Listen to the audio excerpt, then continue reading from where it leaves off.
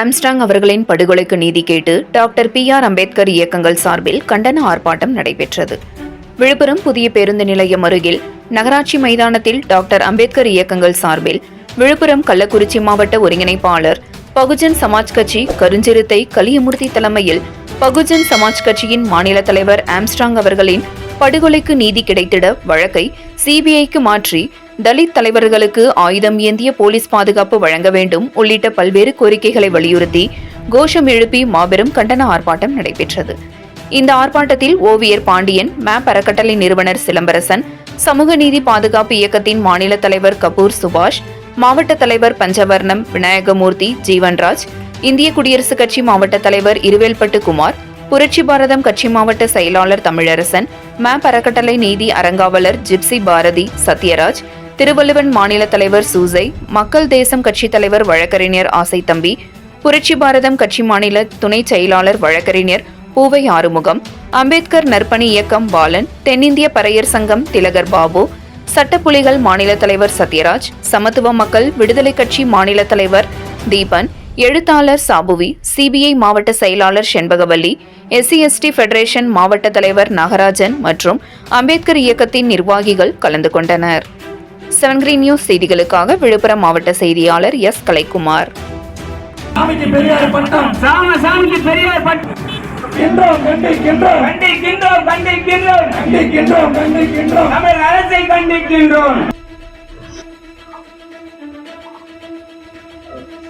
என்னுடைய பெயர் கா. திருவள்ளுவர், கடலூர் மாவட்டம்.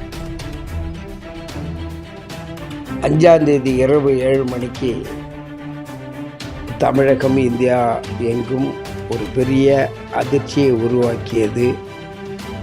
தமிழ்நாடு மாநில பகுஜன் சமாஜ் கட்சியினுடைய மாநில தலைவர், அருமை பெருமைக்குரிய தோழர் ஆம்ஸ்ட்ராங் அவர்கள் படுகொலை செய்யப்பட்டார்.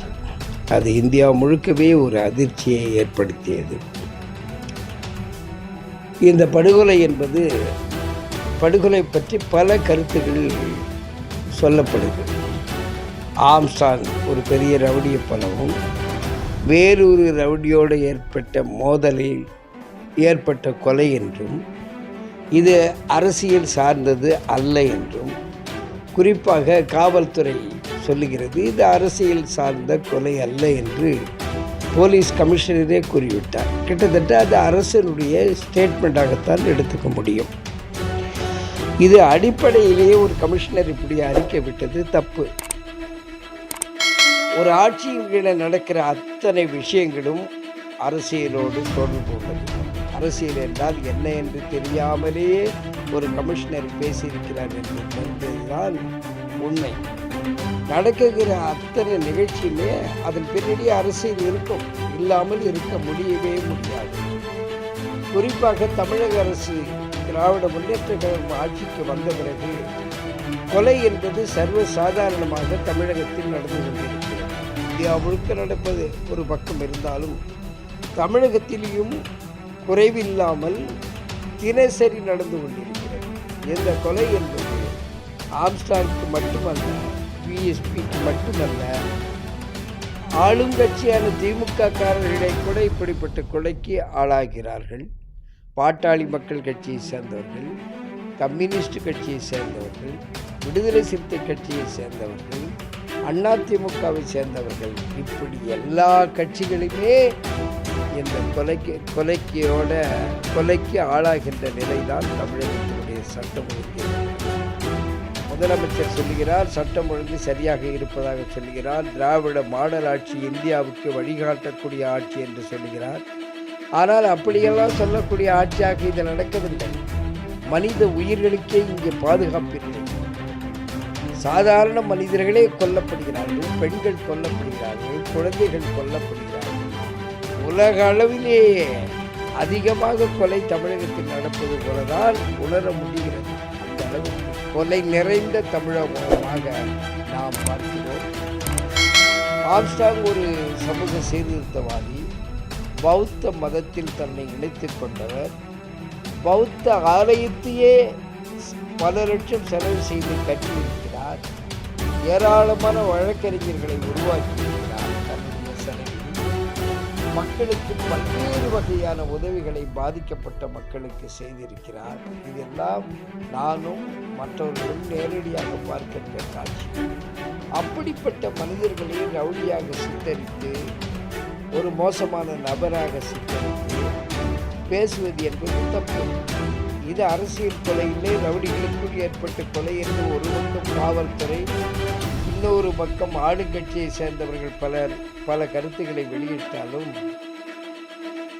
அது உண்மை அல்ல என்பதுதான் மக்கள் கருத்து. மக்களை மதிக்காமல் இந்த கருத்தை மக்களிடம் திணிப்பது என்பது அது மக்களுக்கு சேர்ந்தது. இன்னொரு பக்கம் முதலமைச்சரே அதை விசாரிப்பதற்கு போயிருக்கிறார். அப்போ ஒரு ரவுடித்தனமான நபராக ஆம்ஸ்டாங் இருந்திருந்தால் முதலமைச்சர் போகலாமா? அப்போ போயிருக்கிறார் என்றால் அவர் அப்படிப்பட்டவர் இல்லை என்பதை தான் அவர் சென்றது நமக்கு. எனவே இந்த கொலை என்பதை தடுத்து நிறுத்தாவிட்டால் நாளைக்கு திராவிட முன்னேற்ற கழகத்தினுடைய ஆட்சி தொடருமா என்பது ஒரு பெரிய கேள்விக்குறிதான். மக்கள் தேர்ந்தெடுத்தவர்களே திருப்பி அழைக்கக்கூடிய உரிமை பெற்றவர்கள். அது ஜனநாயகத்திலேயே தவிர்க்க முடியாத ஒரு பணி அது. அதனால் ஜனநாயகம் என்ற பெயரிலே இவர்கள் ஒரு சர்வாதிகார ஆட்சியோ பாசிச ஆட்சியோ இதையெல்லாம் நடத்தி கொண்டு இருப்பது திமுகவுக்கு எதிர்காலம் கேள்விக்குறியாகும். மோடியை பாசிச ஆட்சி என்று திராவிட முன்னேற்ற கழகத்துக்காக இன்னும் கூட்டணியில் உள்ளவர்கள் பேசினார்கள். மோடி ஆட்சிக்கும் இதுக்கு என்ன வித்தியாசம் இருக்கிறது? அங்கே மாட்டுக்கறி சாப்பிட்டால் கொலை செய்யப்படுகிறார், மாட்டு இறைச்சியை அவர் தயார் செய்தால் கொலை செய்யப்படுகிறார்.